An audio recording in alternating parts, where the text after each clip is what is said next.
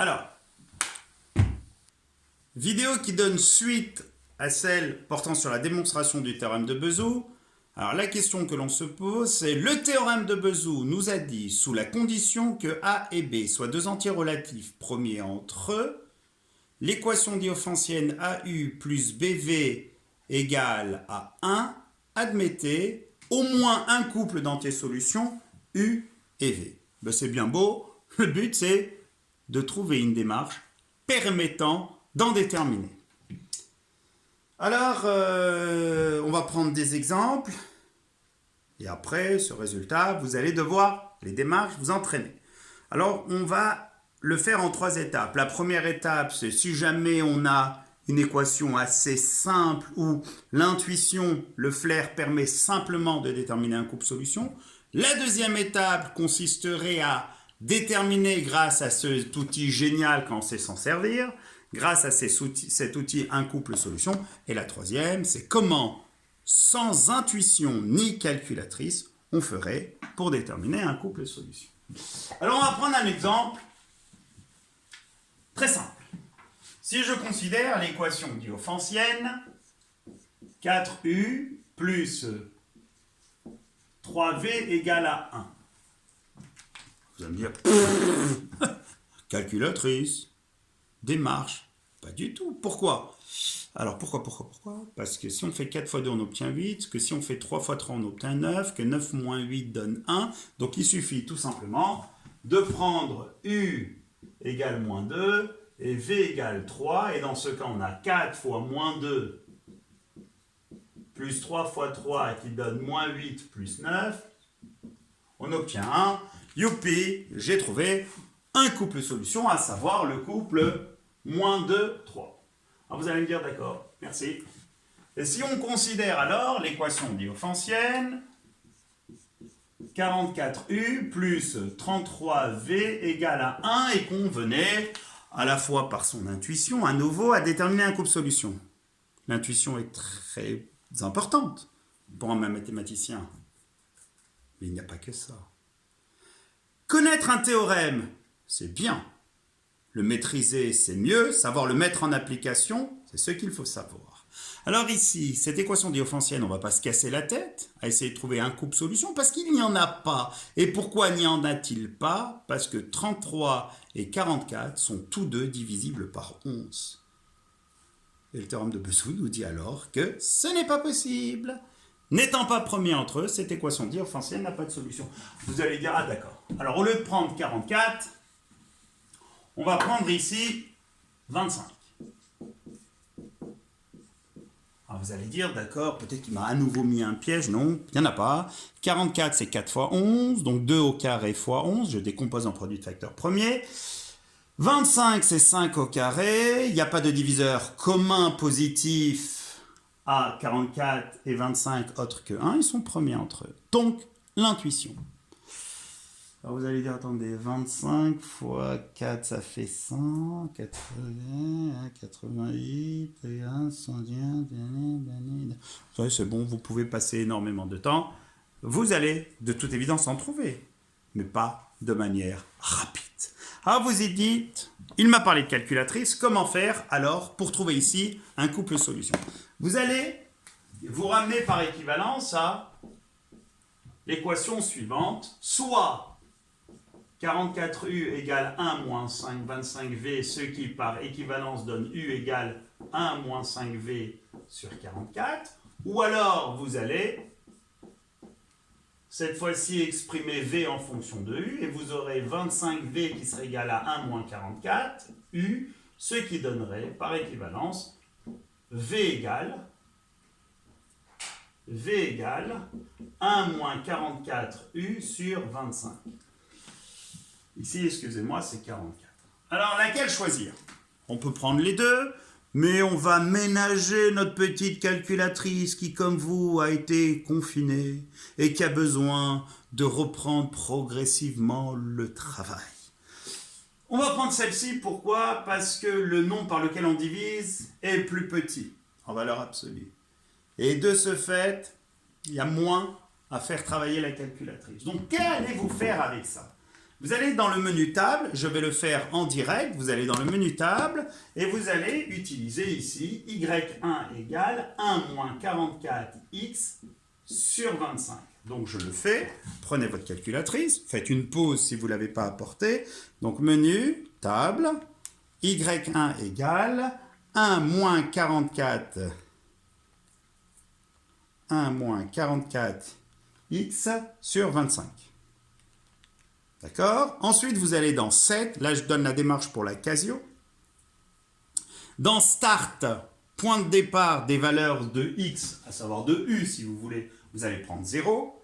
Et End, pour valeur finale, vous allez prendre 24, juste l'entier qui va le précéder le dénominateur. Ici, 24. Et le step, c'est le pas, vous allez prendre 1. La calculatrice va déterminer les valeurs de Y, 1, et ceci pour toutes les valeurs de X, allant de 1 en 1, du minimum 0 au maximum 24. Si on avait utilisé celle-ci, pas de souci, mais elle aurait pris les valeurs de Y pour X allant de 0 jusqu'à 43. Il y en a un peu plus. Donc je fais, vous allez dans le tableau et regardez, vous observez mon tableau, je maintiens le curseur et vous m'arrêtez quand la valeur de Y1 est elle-même entière. Celle de X, elle est forcément entière, parce qu'on partait de 0 et on allait de 1 en 1. Donc je déplace le curseur, vous me faites un bip, bip, la voici. Donc ici, on a trouvé quoi pour X? 4 et moins 7. Donc attention, c'est pour ça. Donc on trouve grand X, à savoir U, égale à 4, et grand Y, à savoir V, égale à moins 7. Donc qu'est-ce que vous avez juste à faire en termes de rédaction? À écrire comme par magie. Comme quoi? Comme 44 fois 4 plus 25 fois moins 7. Vous laissez apparaître les calculs. Donc 44 fois 4, ça donne 156. Attendez. 176, excusez-moi, moins 175, ce qui donne bien. Youpi! On a trouvé la solution. Bien sûr, ceux qui ont de l'intuition auraient pu la trouver. Alors maintenant, on va faire un exercice légèrement plus compliqué, où la calculatrice va permettre de donner la solution, l'intuition, beaucoup moins. Alors si jamais vous considérez, alors donnez-moi un nombre, on va prendre 123U, attention, fais gaffe, et on va prendre un nombre qui ne soit pas... qui soit premier avec 123. Alors l'idéal, c'est de considérer, allez, par exemple, 123 n'est pas pair, donc il n'est pas divisible par 2, et on va prendre ici une puissance de 2. Allons-y, on va prendre 64, allez, 16. 16V égale à 1. Allez, à vous. Prenez votre calculatrice, donnez-moi la démarche. Donc, soit on exprime U en fonction de V, soit V en fonction de U. Comme ici, le nombre est plus petit, on se ramène alors à 16V égale 1 moins 123U, ce qui par équivalence donnerait V égale 1 moins 123U 24 sur 16. On prend la calculatrice. On va dans le table, dans Y1, on écrit 1 moins 123 X cette fois-ci sur 16. Youpi, on va dans 7, dans 7 on met 0 et 15. On maintient toujours, on conserve le step égal à 1. Allons-y, on va dans table et regardez, je fais défiler avec vous. Tchouk, tchouk, tchouk, tchouk, tchouk. Et là, on la voit immédiatement. On trouve 3 et moins 23. Donc on a trouvé pour X, à savoir pour U, 3, et pour Y, à savoir V, moins 23. Donc on a juste à écrire comme quoi, comme 123 fois 3 plus 16 fois moins 23 égale, on laisse le calcul, donc on trouve 369 moins 368, ce qui donne bien 1. Vous pouvez vous amuser, vous prenez des nombres. Attention, faites en sorte que ces deux nombres soient premiers. Donc on a vu comment le faire de manière, dans des cas simples, intuitives, à la calculatrice dans tous les cas de figure. Merci calculatrice. Et maintenant, nous allons voir comment on le fait sans intuition, sans calculatrice, tout simplement en utilisant l'algorithme d'Euclide. Et on va le conserver sur cet exemple, 123 et 16. Alors, petit rappel, à quoi sert l'algorithme d'Euclide? L'algorithme d'Euclide sert à l'aide de division euclidienne successive à déterminer le PGCD de deux nombres. Mais vous allez me dire, oui, mais ici le PGCD, on sait que c'est 1. On a décomposé en produit de facteurs premiers. Alors on va voir une autre application de l'algorithme d'Euclide. Donc un peu de calcul mental. Si on fait 7 fois 16, on obtient 112 et il va manquer 11. Donc ici on obtient 7 fois 16 plus 11, ce qui donne 123. Donc que dit l'algorithme d'Euclide? Il dit que le PGCD de 123 et de 16 est le même que celui de 16 et de 11. Par la suite, on va devoir alors écrire 16 sous la forme, effectuons la division euclidienne de 16 par 11, donc 1 fois 11 plus 5. Que dit l'algorithme d'Euclide?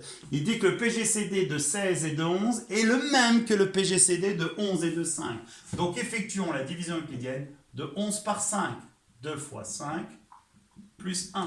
Que dit l'algorithme d'Euclide? Il dit que le PGCD de 11, de 16 et de 11 est le même que celui de 11 et de 5.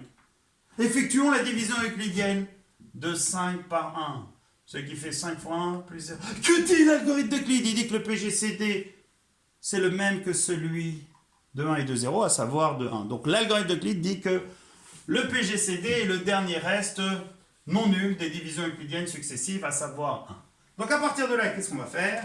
On va faire un petit code couleur et on va le mettre en application sur un autre exemple. Donc ici on a 1, je change de couleur et de forme géométrique, 11, petit triangle, et là, j'aime bien le 11, petit cœur noir.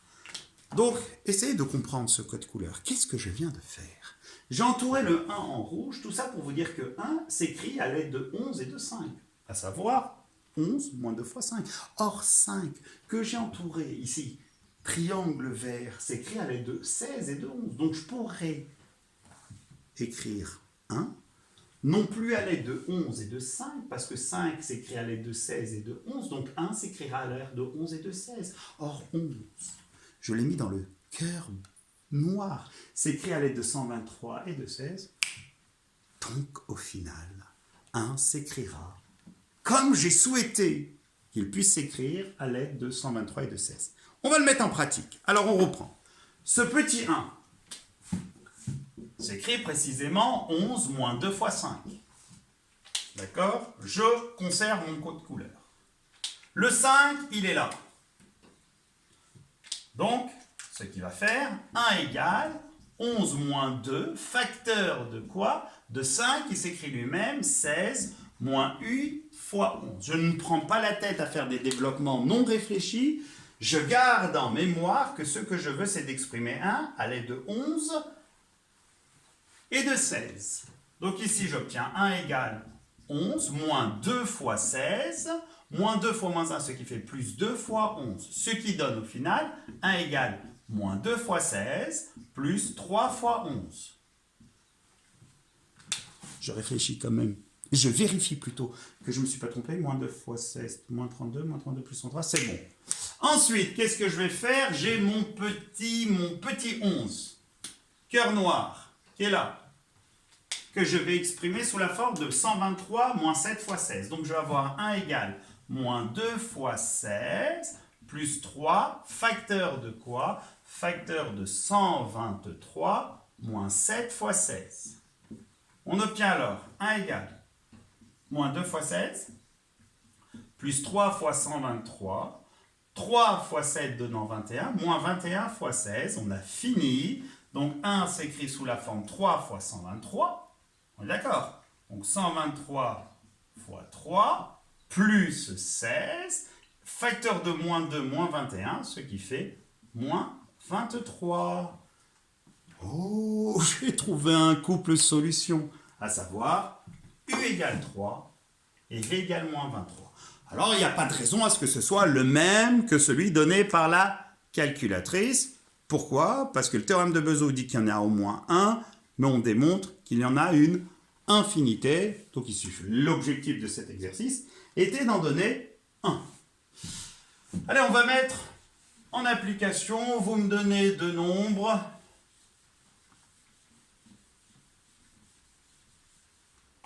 Allez. On va prendre, par exemple, je ne sais pas moi, 2021. Et donc on cherche à trouver des entiers U et V tels que 2021 moins, alors 2021 l'année date d'aujourd'hui, 18 supposons que c'est votre âge, moins 18V ou bien plus 18V, allez, moins 18V égale à 1. Attention, on ne s'aventure pas sans réfléchir. Alors, le plus simple, c'est de faire quoi? D'essayer de savoir si 2021 et 18 sont premiers entre eux. Alors, 18, c'est le plus simple des deux. 18, c'est 2 fois 9. Donc, 18 se décompose en produit de facteur premier sous la forme 2 fois 3 au carré. Donc, il y a juste à savoir si 2021 est divisible par 2, ce n'est pas le cas, il n'est pas pair. Si 2021 est divisible par 3, ce n'est pas le cas parce qu'il y a un critère de divisibilité par 3 qu'on va mettre en pratique. 2 plus 0, en application plutôt 2 plus 0 plus 2 plus 1, ça donne 5. 5 n'est pas divisible par 3. Donc, raison pour laquelle, d'après le théorème de Bezout, cette équation diophantienne admet au moins un couple solution et par la suite une infinité de solutions. Allez, algorithme d'Euclide, on le fait ensemble. Prenez votre calculatrice si vous avez du mal en calcul mental. Alors, on va effectuer la division euclidienne de quoi par quoi? De 2021 par 18. Donc 2021, c'est 18 fois combien? Allez, je prends ma calculatrice, je fais 2021 divisé par 18 et j'obtiens 112 et des brouettes. Donc ici, 112. Pour déterminer le reste, il suffit qu'à la calculatrice, je fasse 2021 moins 112 fois 18. Et j'obtiens 5, donc plus 5. Cette fois-ci, je vais effectuer la division euclidienne de 18 par 5. Je n'ai plus besoin de ma calculatrice. 18 égale 3 fois 5, plus 3. Ensuite, j'effectue la division euclidienne de 5 par 3. 1 fois 3, plus 2. Ensuite, j'effectue la division euclidienne de 3 par 2.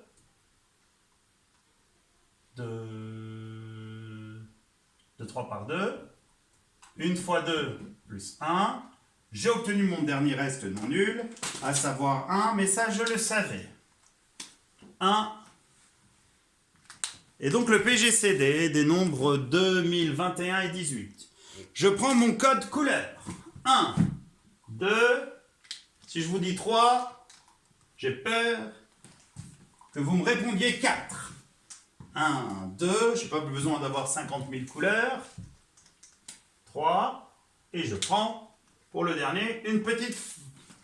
Allez. J'ai conservé que des petits cercles. Oh, je pensais qu'il était bleu. Il est noir, donc c'est très simple. Je vais faire quoi? Petit code. Je le prends en noir. Et je vais faire un petit cœur. Allez, allons-y. Faites-le en même temps que moi. On va exprimer 1 à l'aide de 3 et de 2. Donc 1 égale 3 moins 1 fois 2. C'est vrai, ça relève du génie. Il fallait faire l'algorithme d'Euclide et le remonter pour trouver ce résultat. Donc là, je remonte mon algorithme d'Euclide. Le 2, code couleur en vert. Je le remplace par, donc ça va faire 1 moins 3 moins 1, facteur de 2 qui donne 5. Moins 1 fois 3. Je garde en tête ce que je cherche. Et ici, à exprimer 1 à l'aide, non pas de 3 et de 2, mais à l'aide de 3 et de 5. Donc j'ai 1 qui s'égale à 3 moins 1 fois 5 plus 1 fois 3. Ce qui donne 1 égale moins 1 fois 5, donc moins 1 fois 5, plus 2 fois 3. Waouh! Oh, miracle, c'est magique, on le savait. Ensuite, code couleur, le 3 en rouge que je substitue par quoi? Mon 3 par 18 moins 3 fois 5. Donc j'ai 1 égale moins 1 fois 5 plus 2, facteur de quoi? Facteur de 18, moins 3 fois 5. Et j'obtiens 1 égale moins 1 fois 5 plus 2 fois 18, 2 fois moins 3 moins 6 fois 5. Et on obtient par la suite 2 fois 18 moins 7 fois 5. Vous le savez, mais attention, prenez pas aléatoirement des valeurs. Donc on vérifie quand même 2 fois 18, 36, 36 moins 35, ça donne bien. Et on a fini, il nous reste une seule étape, mon petit cœur noir. Je vais remplacer 5 par 2021, moins 112 fois 18. Donc j'ai 1 égale 2 fois 18, moins 7, facteur de 2021, moins 112 fois 18. Et on obtient alors 1 égale 2 fois 18, moins 7 fois 2021, moins 7 fois moins 112. Donc je vais faire comme vous, je prends la calculatrice, 7 fois 112, alors que ça se fait deux têtes, ça donne 784, plus 784 fois 18. Et on obtient par la suite 1 égale 2021 fois moins 7, plus 2 fois 18 plus 18 fois 786. Alors on vérifie quand même que ça marche. Donc merci la calculatrice. 2021 fois moins 7 plus 18 fois 786 égale 1. Youpi! Regardez, qu'est-ce que je viens d'observer? Que précisément 2021 fois moins 7 plus, alors on voulait avoir moins dans l'énoncé, donc c'est pas très compliqué, on maîtrise la règle des signes, donc ici moins 18, donc forcément fois quoi? Fois moins 786 est égal à quoi? Est égal à 1. Donc youpi, j'ai trouvé un couple solution, je vais légèrement baisser, voilà, un couple solution, à savoir lequel? U égale moins 7 et V égale moins 786. Alors l'intuition ici, il faut vraiment en avoir. Et si jamais vous prenez votre calculatrice et vous utilisez le menu table, vous allez trouver une solution qui n'est pas forcément celle-ci. Qu'est-ce qu'il vous reste à faire? Vous prenez les nombres que vous voulez, arrangez-vous à ce qu'ils soient tous les deux premiers entre eux et déterminez soit, non pas soit, à la fois à l'aide de la calculatrice et du menu table, et aussi en remontant l'algorithme d'Euclide, je vous conseille le petit code couleur, soit avec des couleurs, soit avec des formes, pour déterminer un couple solution. Bon entraînement!